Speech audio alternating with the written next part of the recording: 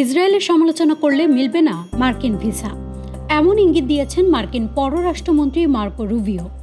এরই মধ্যে সামাজিক যোগাযোগ মাধ্যমগুলোতে ব্যাপকভাবে শেয়ার হচ্ছে রুবিওর ওই ভিডিও বার্তা। যদিও বিশ্লেষণ করে দেখা গেছে তিনি সরাসরি ইসরায়েলের কথা বলেননি।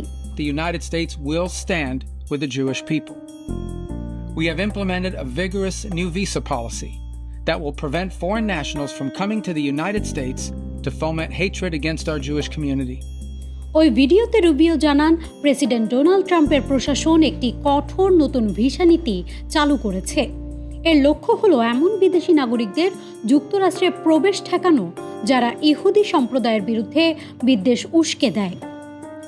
তিনি বলেন, প্রেসিডেন্ট ট্রাম্পের নেতৃত্বে যুক্তরাষ্ট্র সবসময় ইহুদি জনগণের পাশে থাকবে।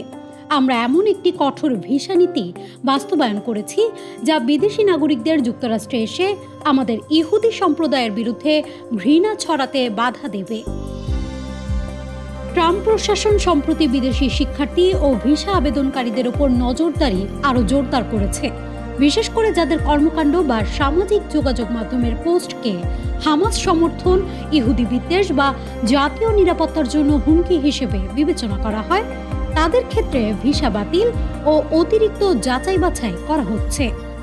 রুবিও তার বক্তব্যে ইসরায়েলের যে কোনো সমালোচনা করলে ভিসা বাতিল হবে বা দেয়া হবে না এমন ঘোষণা দেননি, বরং তিনি বলেন এই নীতি তাদের বিরুদ্ধে যারা প্রশাসনের মূল্যায়নে ইহুদি সম্প্রদায়ের বিরুদ্ধে ঘৃণা উস্কে দিতে চায়।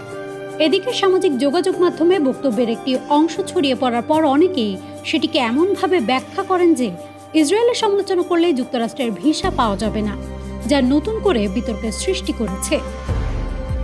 রুবিও আরও বলেন, ইসরায়েল বিরোধী উস্কানিমূলক বক্তব্যের জন্য আন্তর্জাতিক সংস্থা ও বিভিন্ন দেশকে জবাবদিহির আওতায় আনতে যুক্তরাষ্ট্র কাজ করছে।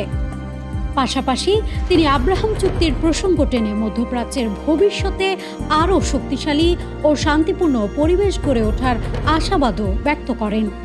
News desk, Manabzamin.